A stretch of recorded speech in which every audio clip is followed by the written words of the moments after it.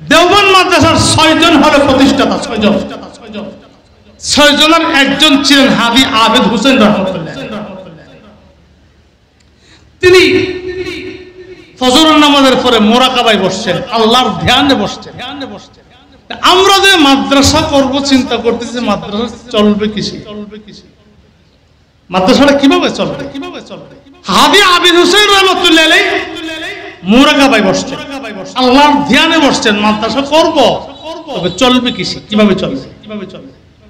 দীর্ঘ সময় মোরাকাবায় থাকতে থাকতে পরে ইঙ্গিত হয়েছে মালিকের পক্ষ থেকে। সুবহানাল্লাহ বলবেন না? মালিককে জোরে বলেন আল্লাহ, বলেন আল্লাহ। ইঙ্গিত হয়েছে মাদ্রাসা চলবে গণ চাঁদার মাধ্যমে। কিসের মধ্যে বলেন তো? গণ চাঁদার মাধ্যমে চলবে। কারো গলা চিপাতা ধরে না। আপনি আপনার হালাল টাকা থেকে আপনি আপনার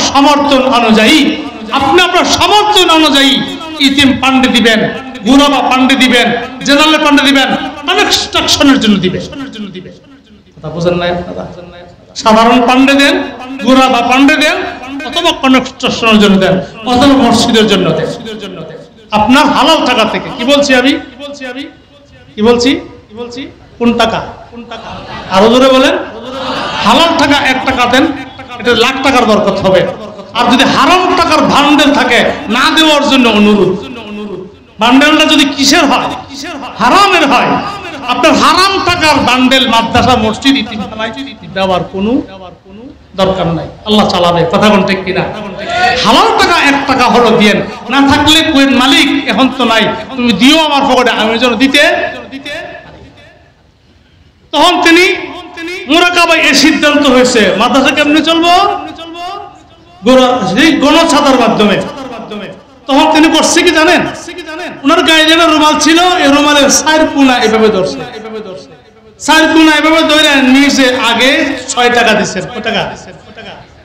এরপরে আলেম ওলামা যারা ছিল সাক্ষাৎ, ভাই এই সিদ্ধান্ত মালিকের পক্ষ থেকে গণছাদা, আমি দিলাম 6 টাকা, তুমি কেউ 6, কেউ 7, কেউ 10, কেউ 12, এইভাবে দিতে আরম্ভ করছে। দিতে এক পর্যায়ে বিকাল পর্যন্ত 300 টাকা হয়েছে। সুবহানাল্লাহ বলবেন না? কত টাকা?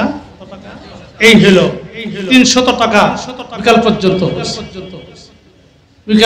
হয়ে গেছে। মাদ্রাসা হবে। হাজী আবেদ হোসেন কত বড় ইখলাস ছিল।